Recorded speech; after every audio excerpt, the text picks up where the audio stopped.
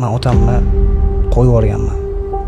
Boshqa xohlagan odamni qo'yib yubora olmayman aka. Chunki men otamni o'zim qo'llarim bilan ko'mgan bo'laman. Meni hech kim ketish bilan qo'rqita olmaydi. Ketadiganlar bo'lsa bemalol. Hayotda kimningdir yo'qotishdan qo'rqasizmi? Ha. Hozirgi kunda bitta inson bor, onam. Lekin qo'rquvga soladi, lekin kim meni hayotimda bo'lsa, kim meni hozir men bilan bo'lsa, agar men bu insonning hayotida muhim, men ketib qolsam, bu qanaqadir holatga tushib qoladi deyotgan bo'lsa yo'q. Chunki men otamni o'zim qo'llarim bilan ko'mgan bo'laman. Menga telefon qilib, "Seni otang o'ldi" deyishgan. Men shuni eshitgan bo'laman. O'zimni,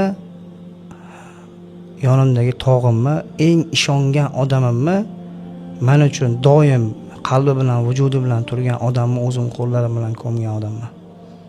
Ya'ni otamni yo'qotdim men aka. Meni hech kim ketish bilan qo'rqita olmaydi. Ketadiganlar bo'lsa bemalol. Yo'llari ochiq. Va sababini ham so'ramayman. Nima sababdan ketasan deb. Qoladiganlar bo'lsa bag'rimiz ochiq. Ketadiganlar bo'lsa yo'llari ochiq. Men otamni o'zim qo'llarim bilan ko'mgan odamman aka. Meni ketish bilan hech kim qo'rqita olmaydi. Men otamni qo'yib yuborganman. Boshqa xohlagan odamni qo'yib yubora olmayman aka. Otamni qo'yib yuborgan odam любой odam qo'yib yuboraman aka. Qo'limda ushlab turmayman. Yo'q, men bunaqa javob kutmagandim.